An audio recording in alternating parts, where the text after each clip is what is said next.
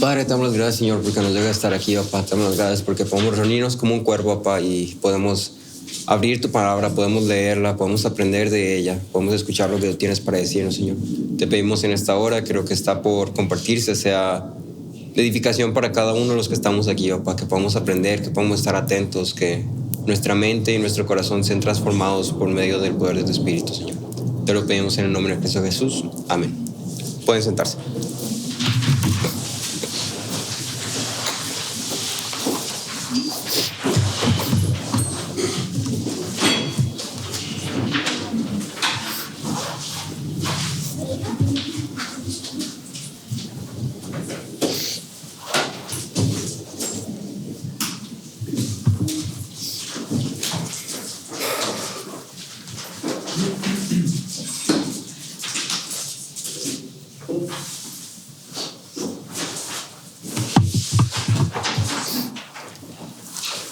Muy bien, estamos llegando ya a lo que viene siendo la conclusión de la narrativa de Juan.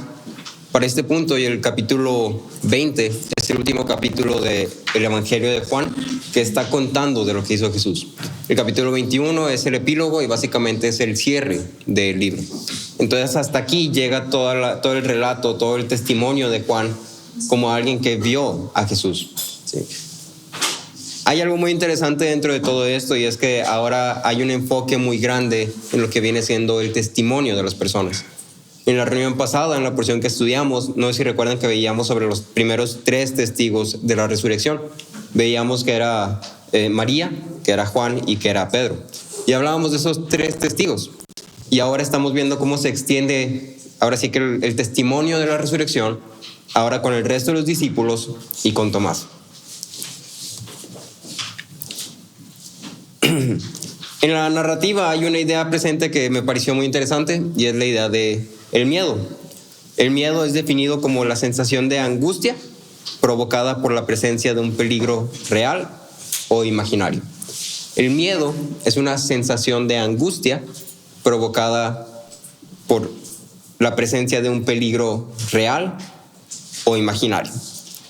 Y entonces dentro del gran espectro de emociones humanas, dentro de todo el rango de felicidad, tristeza, alegría, depresión, ansiedad, el miedo es una de esas emociones que parece que nunca dejan de estar. El miedo siempre está en nosotros a cierto grado. A lo largo de toda nuestra vida, siempre hay algo a lo que le tenemos miedo. Siempre le tenemos miedo a algo. No quiere decir que siempre estemos con las manos temblorosas y con las piernas acá así como sacudiendo porque, uy, qué miedo. Sí, o que siempre estoy sudando o que siempre estoy nervioso. Pero quiere decir que siempre hay algo en el fondo de mi cabeza en lo que estoy pensando por alguna situación que se sale de mi control. Tan común es el miedo que incluso lo hemos mercadizado. Y entonces ya hay películas de miedo, ya hay libros de miedo, ya hay juegos de miedo, ya hay esto de miedo y aquello de miedo. Y entonces ya es un mercado, ya es algo que vendemos. Si vendemos la experiencia de que los hombres sientan miedo. Pero al final de cuentas, todos nosotros hemos tenido miedo de algo y probablemente hoy mismo tengamos miedo de algo o de alguien. Y entonces la pregunta importante para ti y para mí es, ¿a qué le tengo miedo? ¿A qué le tengo miedo? Puede ser que tenga miedo de problemas financieros. Puede ser que tenga miedo de la incertidumbre del futuro. ¿Qué va a pasar mañana? ¿Qué va a pasar la próxima semana? ¿Cómo le voy a hacer con esta situación? ¿Cómo le voy a hacer con aquella situación? Puede que tenga miedo a no ser digno, a no ser suficiente, a no valer lo suficiente. Puede que tenga miedo a estar solo, a quedarme solo. O puede que le tenga miedo a mis padres. Sí. No sé, independientemente, todos de alguna forma siempre tenemos miedo. Sí, el miedo que te hablo no es el miedo de mucho miedo. Sí, es un miedo de simplemente no quiero que pase algo malo. Y entonces nos deja esto con otra pregunta. ¿Cuánto tiempo vamos a vivir con miedo? ¿Cuándo dejaremos de sentir miedo? Y entonces justamente esta idea del miedo es la que abre esta siguiente escena en la narrativa de Juan. Después de la muerte de Cristo, su resurrección había sido reconocida solamente por 3 testigos. Pero el resto de los discípulos y seguidores de Jesús aún son ajenos a esta realidad. El resto de los seguidores de Jesús todavía no saben que Jesús resucitó. Su reacción ante la muerte de su líder es de esperarse. En cierta forma, es muy fácil que nosotros conectemos con estas personas a través de esta emoción, a través del hecho de que ellos sentían miedo, como tú y yo también podemos sentir miedo. Y entonces las circunstancias son diferentes. Las circunstancias no son las mismas para ti, para mí y para ellos. Pero la emoción que ellos sentían sí es la misma, miedo. Y el Dios presente en ese momento y en este momento también es el mismo. Entonces me gustaría que habláramos de esta porción y vamos a enfocarnos en 3 cosas. Vamos a hablar del miedo, vamos a hablar de lo que Jesús hace y lo que Jesús da. Si vamos a hablar del miedo, vamos a hablar de lo que Jesús hace y lo que Jesús da. Sí. El miedo en las personas suele presentarse de diferentes formas. Para algunas personas, cuando tienen miedo, se paralizan. ¿No es si alguna vez has entrado al baño de tu casa que es de noche y entras al baño de tu casa y hay una cucaracha ahí en el espejo? Sí, y entonces ves la cucaracha y las personas que le tienen miedo a las cucarachas, pues realmente entras, ves la cucaracha y ya, no te puedes mover. Sí. Para algunas personas el miedo paraliza. El miedo hace que ya no puedo hacer nada, no puedo pensar, no puedo. Sí, simplemente no puedo. Sí. No sé si alguien de aquí tenga miedo a las alturas y alguna vez haya subido al, ¿cómo se llama? El teleférico, gracias. Sí. Si le tienes miedo a las alturas y te subes al teleférico, pues obviamente va a estar, porque le tienes miedo a las alturas, ¿sí? Para otras personas se convierten incapaces de actuar o de tomar decisiones cuerdas. No puedo tomar una decisión porque tengo miedo. Si me da miedo que lo que elija salga mal. ¿Y entonces qué hago? Nada. Si no hago nada. Sí. Existen también aquellos que su miedo los lleva al fatalismo, es decir, ¿qué es lo peor que podría pasar en este momento? Eso es lo que va a pasar. Y entonces yo ya estoy actuando y pensando como si lo peor que pudiera pasar en este momento fuera a pasar. Sí. Te pongo un ejemplo. Si eres hijo, digamos que rompes el vaso de la licuadora de tu mamá. No que me haya pasado, es un ejemplo. Sí. Y entonces tienes el vaso de la licuadora de tu mamá, nuevo, roto, y entonces te vas inmediatamente al extremo, ¿no? Mi mamá me va a matar. Sí. Obviamente tu mamá no te va a matar, pero inmediatamente tú por miedo te vas al extremo de mi mamá me va a matar. Sí. Para otros, el miedo puede ser algo más obvio. Una persona asustada evita lo que le da miedo a toda costa. Si te dan miedo a las arañas, evitas todas las arañas. Sí. Y en esta narrativa podemos ver esto presentado por medio de 2 personajes sobre los cuales se desarrolla la historia. Los discípulos, que es como el grupito de los discípulos, y Tomás. Y entonces vamos a estar viendo como la historia con los discípulos y la historia con Tomás. Y lo primero que quiero que destaquemos es el miedo que cada uno de estas personas, de estos personajes, estaban sintiendo. En el versículo 19 empieza la escena, ¿no? Y dice que al atardecer de aquel día, el primero de la semana, es decir, un domingo, estando cerradas las puertas del lugar donde los discípulos se encontraban por miedo a los judíos. Los discípulos estaban en un lugar encerrados por miedo a los judíos. Entonces, ¿de qué tenían miedo los discípulos? De los judíos.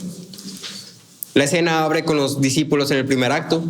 Su líder acaba de ser asesinado. Los judíos tenían mucha influencia, tanto que lograron esto. El repudio hacia las enseñanzas de este hombre estaban todavía presentes. Y era lógico pensar que después de deshacerse de la raíz del problema, lo siguiente era deshacerse del resto de las plantitas. ¿Sí? Entonces, si tú estás cuidando tu jardín, quitas la raíz mala y luego ya limpias, ya quitas todo lo demás. Y entonces los discípulos pensaban, ya quitaron a la raíz, ya quitaron a Cristo, ya quitaron a Jesús. ¿Qué sigue? Nosotros. ¿Sí? Y entonces van y se encierran. Imagínate que todos nosotros estamos aquí encerrados y nada más estamos viendo la ventana a ver si no viene algún policía a sacarnos todos y a ver qué nos hace. ¿Sí? Ellos tenían miedo de los judíos y su miedo los llevó a ir y encerrarse literalmente con la intención de evitar y esconderse de aquello que los aterraba. Ese era el miedo de los discípulos, que los judíos los encontraran. Y entonces imagina por un momento que tú eres uno de estos discípulos. Imagina la tensión que había en el lugar. Imagina la ansiedad de que alguien llegara ahí a donde estabas y tocara la puerta.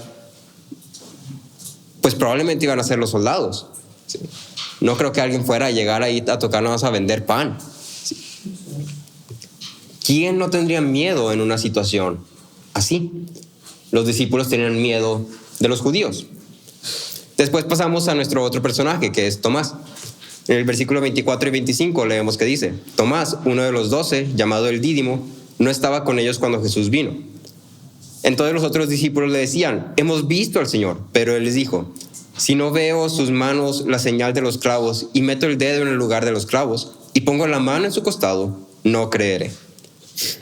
Entonces Tomás, en palabras de Will Pounce, es visto como un pesimista natural, un hombre propenso a tomar la visión más desesperanzadora del futuro y ver el lado oscuro de todo. Tomás es la persona que tú y yo seríamos cuando todas las cosas nos están yendo mal, ¿sí? Cuando debo esto, me regañaron por esto, me dijeron esto, está pasando esto, se me ponchó la llanta, sí me salió un granito, y me duele el pie, y me duele la espalda, y tengo frío, y entonces pesimismo. Todo está yendo mal. ¿Sí?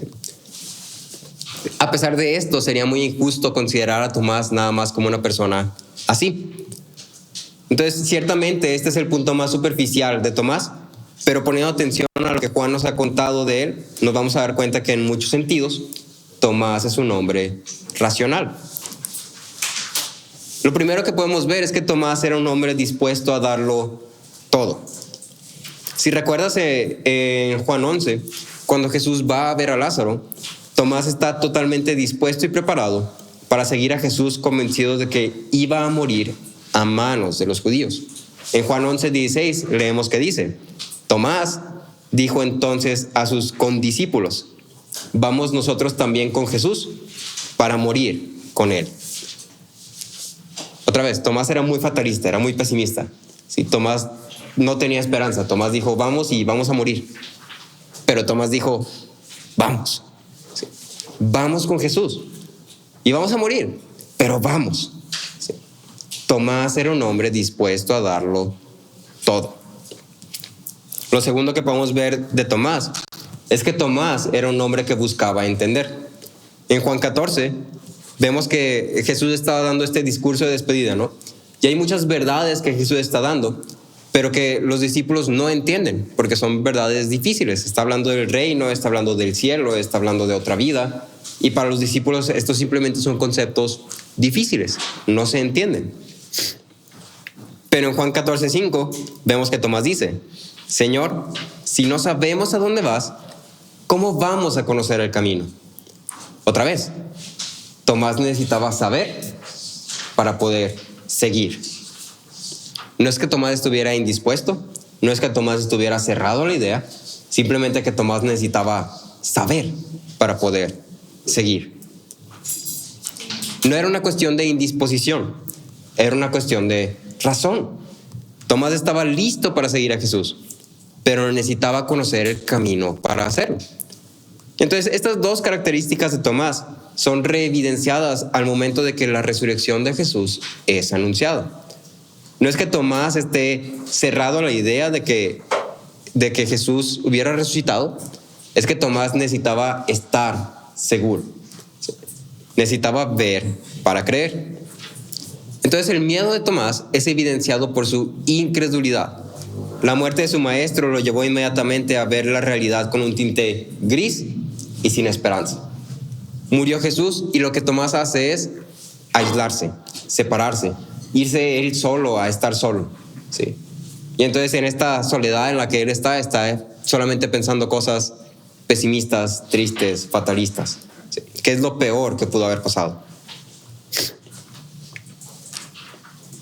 Teniendo ya como definido el miedo de los discípulos y de Tomás, lo siguiente es: ¿qué hace Cristo al respecto? ¿Qué hace Jesús al respecto? Entonces nuestros dos personajes llenos de miedo se ven confrontados por la misma realidad, el Cristo resucitado. El enfoque no está en lo que los hombres hacen, ni en cómo responden, ni lidian con sus miedos. Se trata de lo que Cristo hace con estas personas dominadas por el miedo. Sí. El miedo de los discípulos se veían que estaban encerrados huyendo de los judíos. El miedo de Tomás se veía en su forma de pensar. Sí, todo está mal. Y entonces hay una idea muy importante al centro de la forma en la que Jesús actúa en esta narrativa. Tanto como con los discípulos como con Tomás.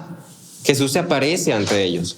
Pero lo que queremos destacar es la manera en la que Jesús se aparece ante ellos y lo que dice cuando se aparece ante ellos.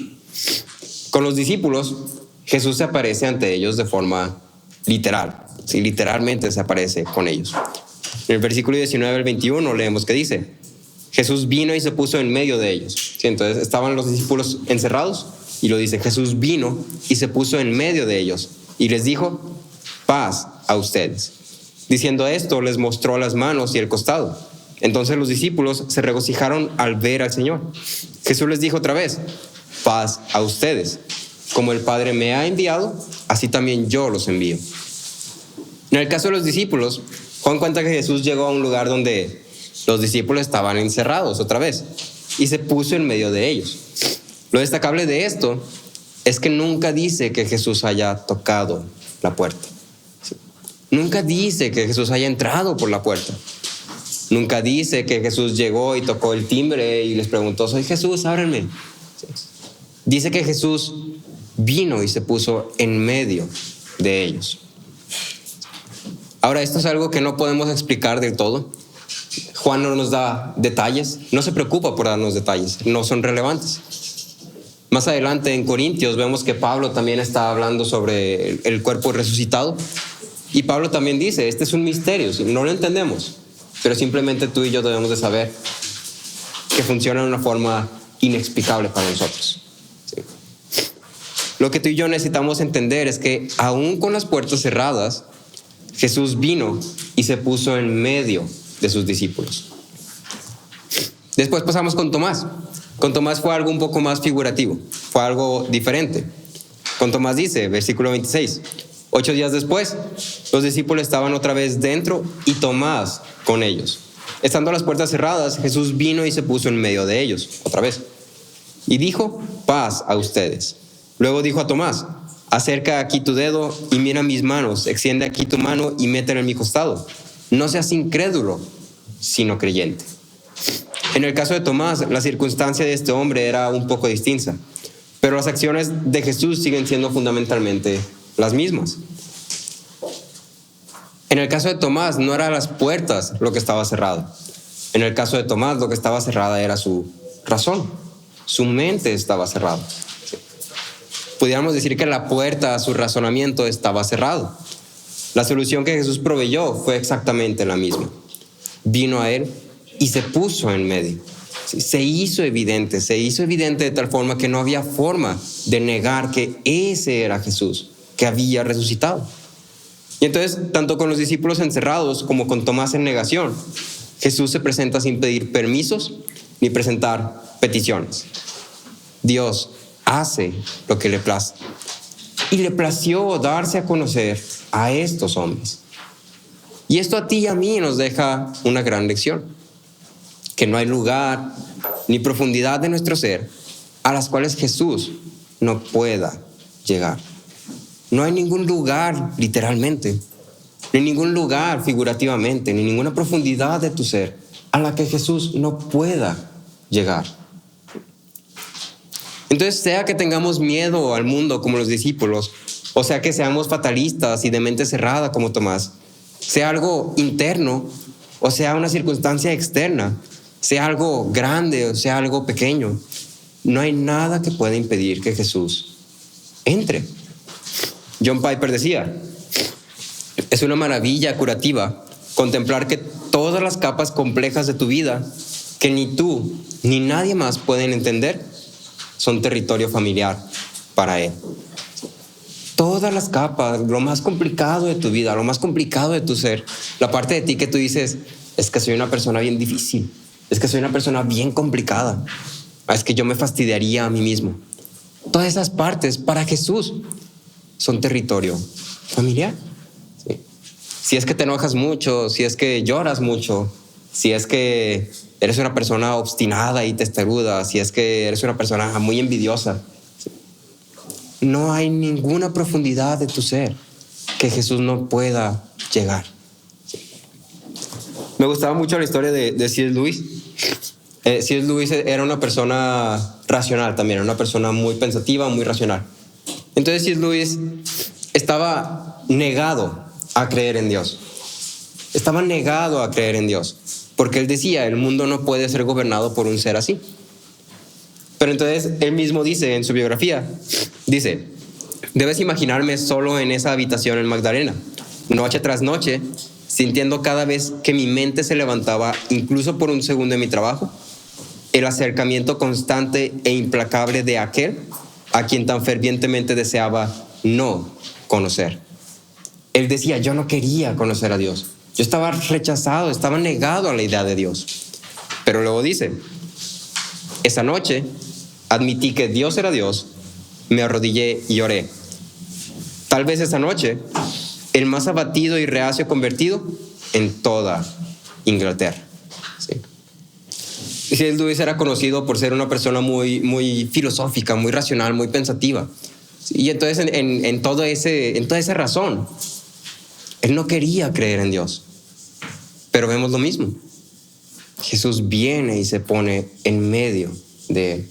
Jesús viene y se hace evidente. Jesús viene y se presenta. Y no tocó ninguna puerta. No pidió ningún permiso. No presentó ninguna petición.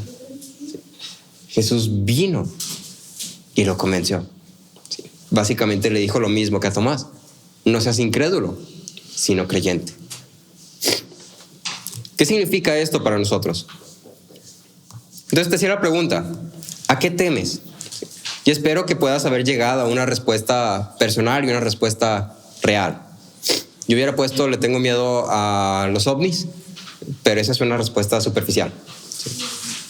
Una respuesta superficial no es provechosa. Debes reconocer qué es aquello a lo que le tienes miedo. ¿Qué es aquello que está en el fondo de tu cabeza que constantemente está haciendo actuar, pensar o ver las cosas de cierta forma? Si tienes esa respuesta en mente, lo siguiente que deberías reconocer es que incluso este miedo tuyo, por más grande que lo sientas o lo veas, no es capaz de obstruir al Cristo que resucitó de los muertos. No es capaz de impedirlo, no es capaz de obstruirlo, no es capaz de evadirlo ni de evitarlo. Jesús viene y se pone en medio de nosotros, se hace evidente. Y entonces puede que tengas miedo de lo que estás viviendo actualmente, puede que tengas miedo de la vida que has llevado hasta ahora o que llevaste en un tiempo pasado.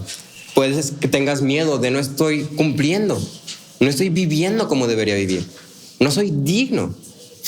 Puede que te identifiques grandemente con Tomás, que digas, yo también soy un hombre racional, yo también soy una mujer racional.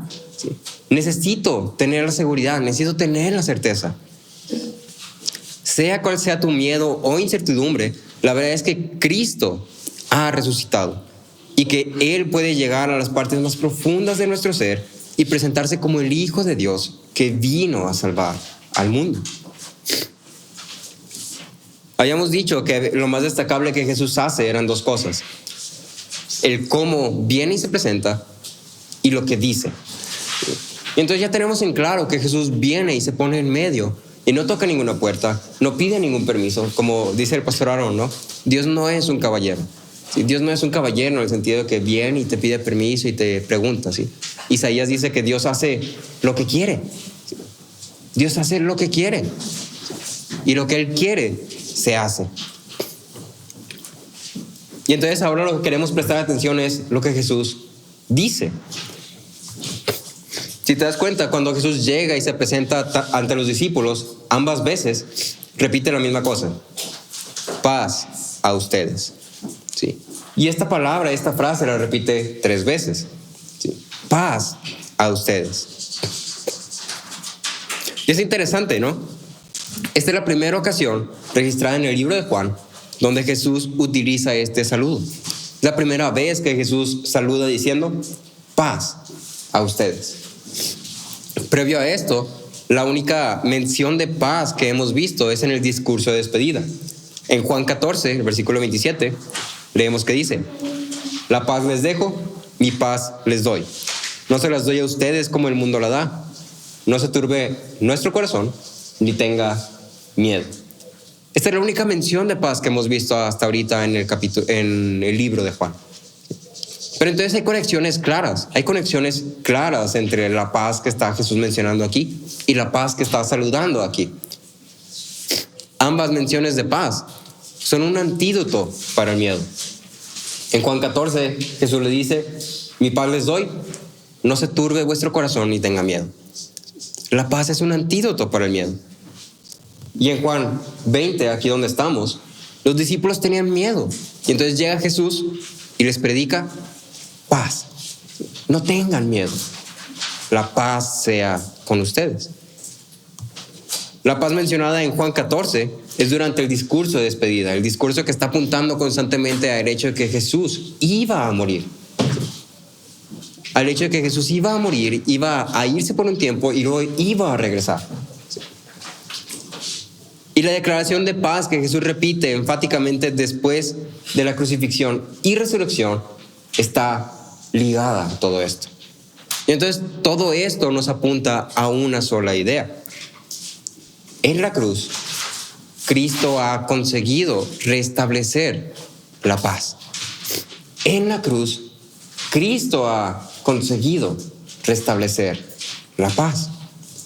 Por eso es que Jesús en su discurso de despedida dice, mi paz les dejo, mi paz les doy.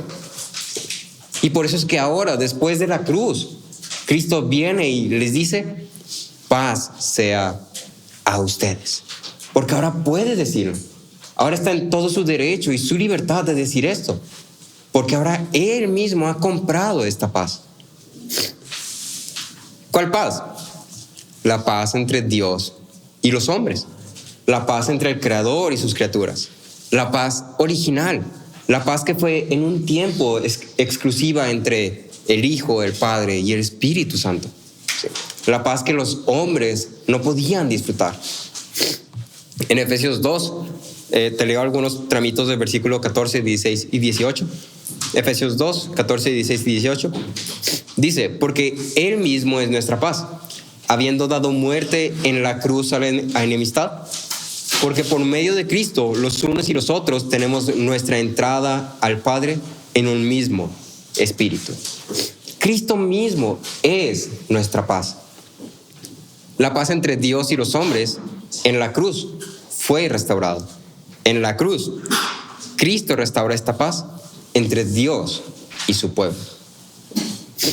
Entonces, esta idea de paz restaurada no existe exclusivamente en Juan. De hecho, la restauración de la paz es uno de los principales propósitos por los cuales Dios ha obrado desde el comienzo de la historia del hombre. Cuando regresamos a la narrativa de la creación otra vez, podemos ver la paz que en un futuro Cristo restauraría.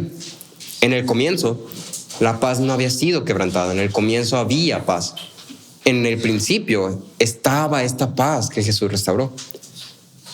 La paz de la Biblia, la paz que la Biblia menciona, no se trata solamente de ausencia de conflicto.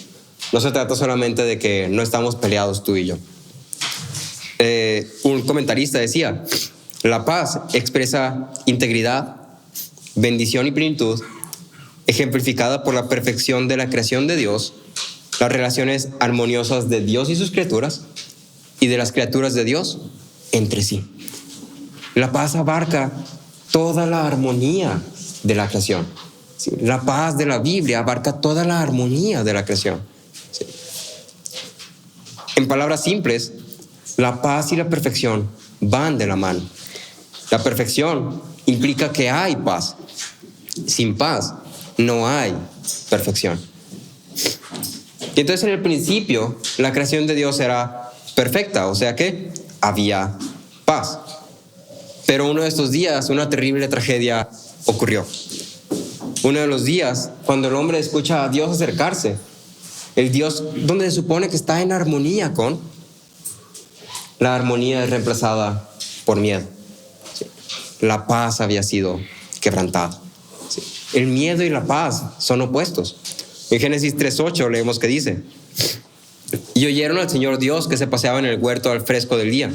Entonces el hombre y su mujer se escondieron de la presencia del Señor Dios entre los árboles del huerto. ¿Sí? Había paz. En la creación, en el jardín del Edén, había paz. Hasta el punto donde el hombre, en vez de ver a Dios como alguien con quien estaba en armonía, ve a Dios como alguien a quien teme. ¿Sí? Y lo teme tanto que decide esconderse. El hecho de que Adán y Eva decidieran esconderse comprueba esto. Pero Dios, en su gran misericordia y sabiduría, no deja al hombre ahí. No dejó su creación en miedo. Dios obró para restaurar la paz. Y es la obra de la cruz el medio por el cual Dios ha restaurado la paz con su creación.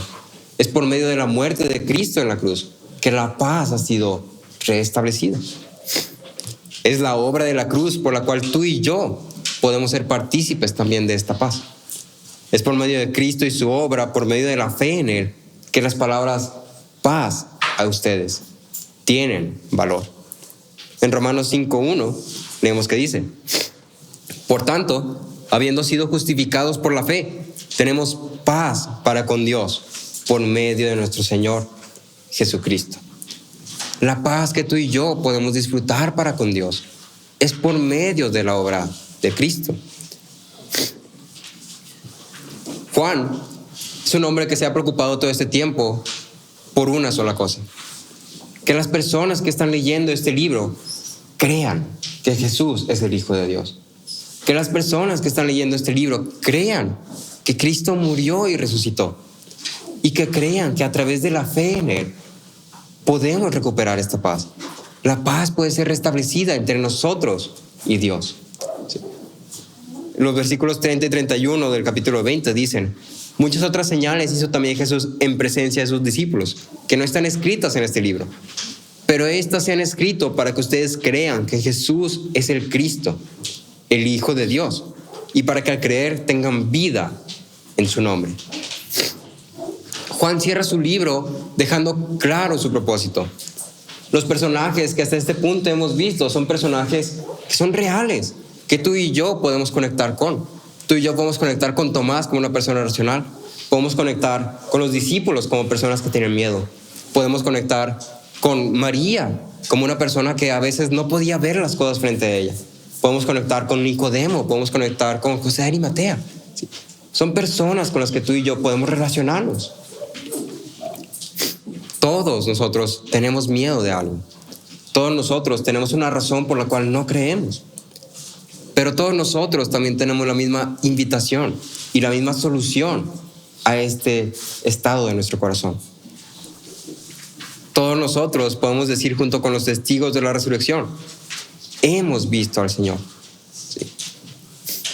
El clímax de este capítulo es en la declaración de Tomás, en la afirmación que dice: cuando Jesús se revela ante él, Tomás dice: Señor mío y Dios mío. Sí.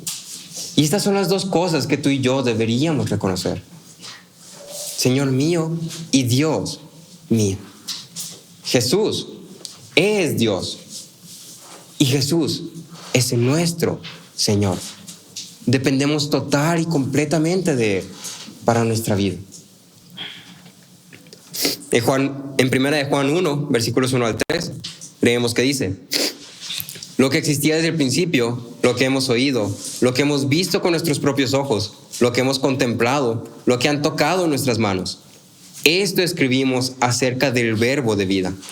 Y la vida se manifestó. Nosotros la hemos visto y damos testimonio y les anunciamos a ustedes la vida eterna que estaba con el Padre y se manifestó a nosotros. Lo que hemos visto y oído, les proclamamos también a ustedes, para que también ustedes tengan comunión con nosotros. En verdad, nuestra comunión es con el Padre y con su Hijo Jesucristo. La pregunta para ti y para mí, la pregunta del millón, la pregunta más importante que tú y yo nos podemos hacer es: ¿quién es Jesús para nosotros? ¿Quién es Jesús para nosotros? Como te decía, tú y yo hoy por hoy tenemos miedo. Tenemos miedo de lo que pueda pasar en nuestras vidas, tenemos miedo de que nuestra salud pueda fallar, tenemos miedo de que no nos alcance el dinero para mañana, tenemos miedo de que qué voy a decidir, dónde voy a vivir, con quién me voy a casar, qué voy a hacer. Sí. Tenemos miedo porque no sabemos. Pero Jesús es algo seguro, es algo firme, es algo constante, es algo indudable. Que Cristo resucitó y que ahora por medio de Él tenemos paz para con Dios. ¿Sí? Dios es el autor de todos nuestros días. Y si tengo paz para con Dios, entonces yo sé que no importa lo que pase en esta vida. Yo sé que no pasa nada si mañana muero. Yo sé que no pasa nada si mañana pierdo mi salud. Yo sé que no pasa nada si mañana pierdo a la persona más importante para mí. ¿Sí? Porque si tengo paz para con Dios, lo tengo todo. Y entonces la pregunta importante para ti y para mí es, ¿quién es Jesús para nosotros? Porque mi respuesta debería ser, mi Señor y mi Dios. Oramos. Padre, te damos las gracias, Señor, por esta palabra. Te damos las gracias porque eres bueno, papá. Te damos las gracias porque nos has traído hasta aquí, Señor. Te pedimos que seas tú, papá, llegando a nuestros corazones, hasta las partes más profundas, papá. Que seas tú revelándote en nuestras vidas, papá. Que pueda ser evidente, papá, que Jesús verdaderamente es tu Hijo, papá. Que Jesús verdaderamente vivió, murió y resucitó. Y ahora está a la diestra del Padre, Señor. Que podamos poner nuestra fe en Él, que nuestras vidas sean transformadas, que podamos ser partícipes de esa paz que hay hacia contigo, Señor. Que podamos dejar nuestros miedos de lado, reconociendo que dependemos y confiamos completamente de ti, Señor. Te lo pedimos en el nombre de Cristo Jesús. Amén.